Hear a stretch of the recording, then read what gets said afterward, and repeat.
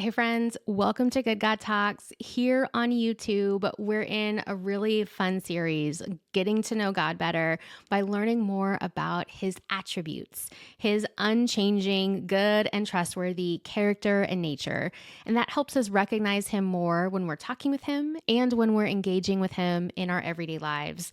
So we're about to jump into the episode, but before we do, hit that subscribe and the notifications buttons so you're alerted of future episodes. And make sure you also find that link here in the show notes. We have a new tool helping you hear God's voice called Did God Really Say? And let's jump into today's episode. Hey friends, it's Jen, and welcome to this episode of Good God Talks. Today we're talking about how God is infinite, but specifically how God is infinite in his perfection. He is perfect and his perfection continues in every direction. And if you've been around the podcast for a little bit, you've likely picked up on the fact that I am an achiever, can do, to-do list type personality. And I love that about myself. It's part of how God created me. But one of the ways that that can be difficult for me is that I skew towards perfectionism. I want to get everything right with no mistakes, and I fall short of that goal all the time. And I'm learning to rely on God and his grace and his kindness and his provision because I falter in this area, but God never does.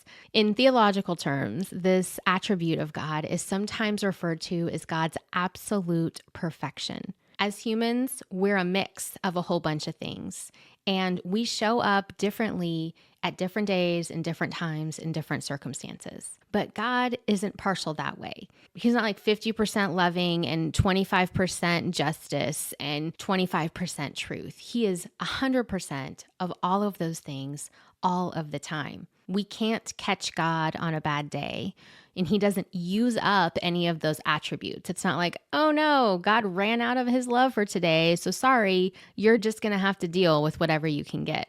He is 100% of who he is all of the time, and he is flawless at being himself.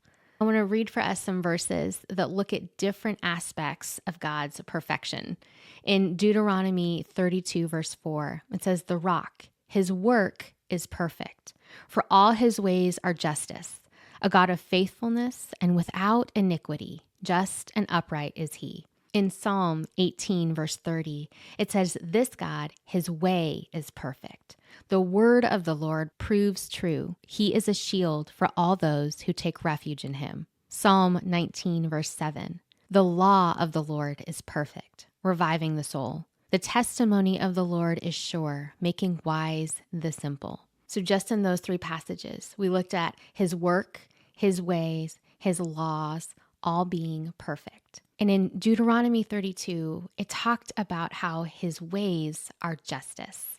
And I wanted to highlight that for us in this conversation because sometimes we can see justice and forgiveness as being separate from each other.